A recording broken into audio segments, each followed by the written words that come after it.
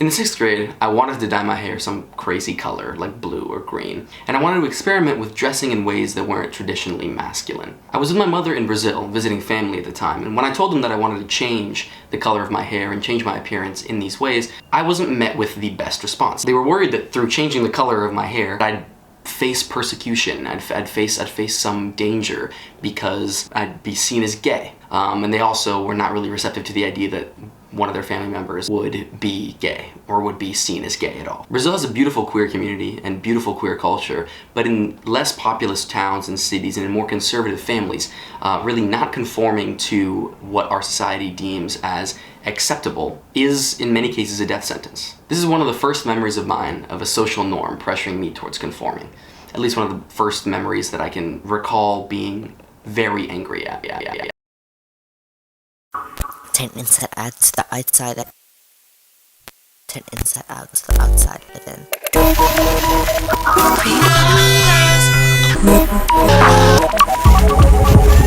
Ecco 2K.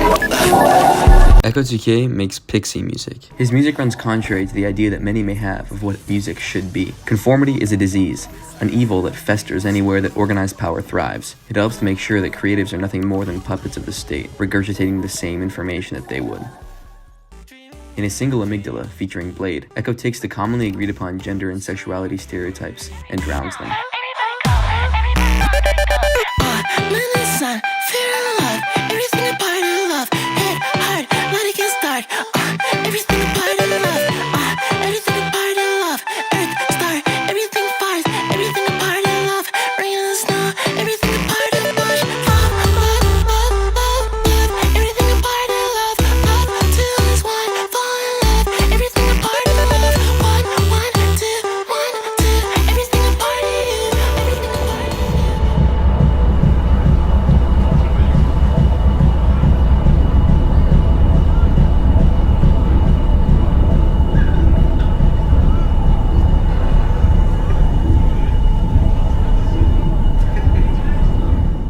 The clothes that Blade and Ecco are wearing challenge the perception of what male-presenting people should wear. His voice challenges the notion of what they should sound like. He opts for a lighter, ethereal tone, leading many across social media to speculate what sexuality and gender labels to put on him.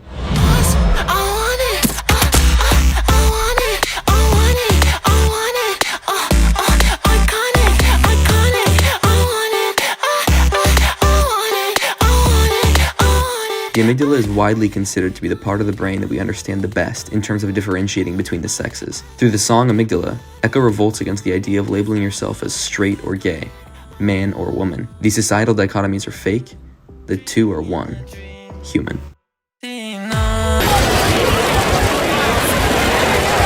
Okay, so the first track is called In the Flesh. Ecco was born in Britain to a British-Nigerian writer and a Swedish makeup artist, and they moved back to his mother's home of Sweden when he was about 2. Ecco exists as an anti-figure. Living and growing up as a black man in Sweden was inherently not conforming every day of his life.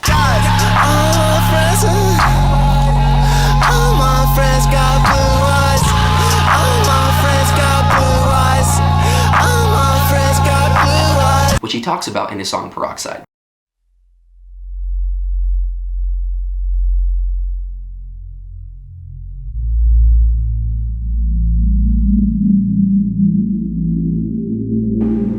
The music video for Peroxide begins by showing us the wake of his boat as it cruises through dark, uniform waters. We see his boat stop, he tries to start it again, but is resigned to letting the water take him in whatever direction it wishes. His boat is a departure from the uniformity of the water around him. Just him existing in that space of water is inherently a discrepancy.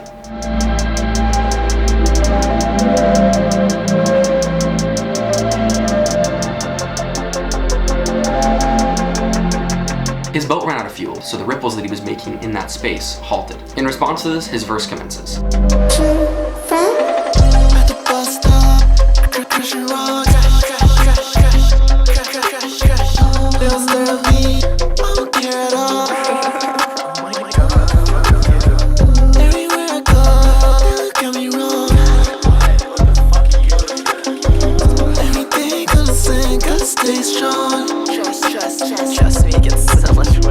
The instrumental sounds cold and isolating. To me, the song sounds like a cry of despair in the middle of a Swedish winter. The line, "Everywhere I go, they look at me wrong," is Echo expressing his isolation, his experience being treated like an outsider because of the color of his skin in a place that he calls home.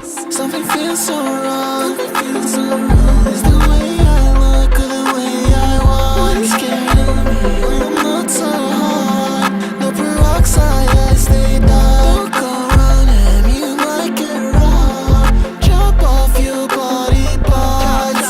Some of the takers watch. Why are we scared of not conforming, of expressing ourselves differently than what's accepted? Echo states clearly that he will not conform. No peroxide, I'll stay dark is a refusal to capitulate to the white society that he finds himself in.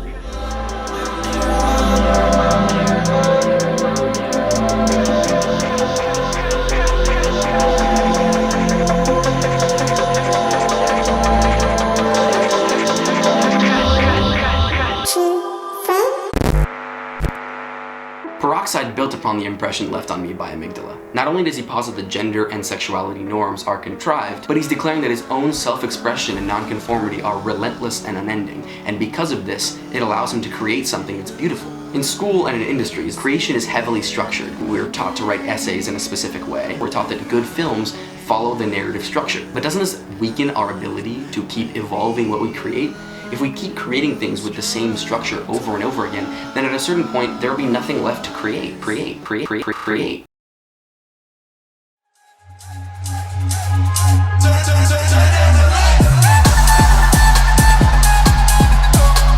This is what a typical boiler room performance sounds like. On November 22nd of this year, Echo displayed his art live in Stockholm at a boiler room performance.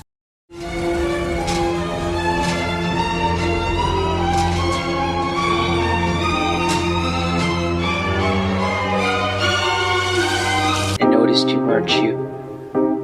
Zooidic kisses sticking flesh to rib cages.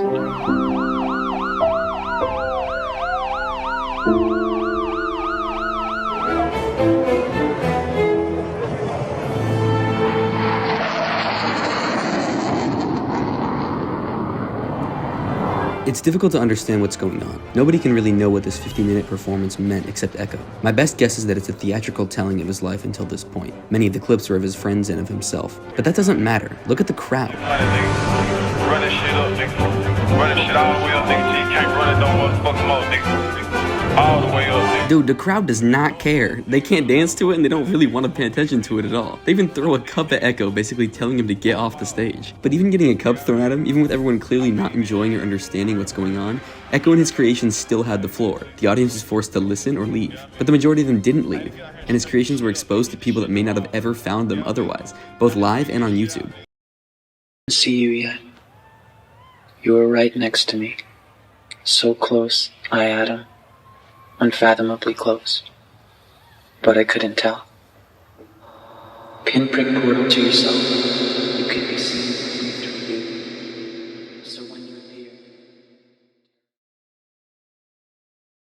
This performance gave me a really hopeful outlook on the future, and it made me realize that by limiting myself to what was accepted by the culture that I found myself in, that's limiting the fullest possible realization of yourself. What's so important about Echo's work is that it shows the impact of giving the floor to dissenting creations. If you give the floor to these creations, people can be impacted in ways that they didn't think possible before, because these new ideas that they wouldn't have been impacted by or even exposed to can enter their brains. Because of these songs, I've tried to be a lot more true to myself in the things that I create, and I hope that with the changing times that we live in right now, that people will be more receptive to it. I think that's the biggest thing that we can learn from Echo, is that being receptive to these creations is incredibly important, because when we trash on art that's created that might go against what we personally like with our subjective tastes, that's when human creativity is destroyed. Every time I close my eyes, I stop existing. Every now and again, I can tell the difference. Woke up, feelings are falling off.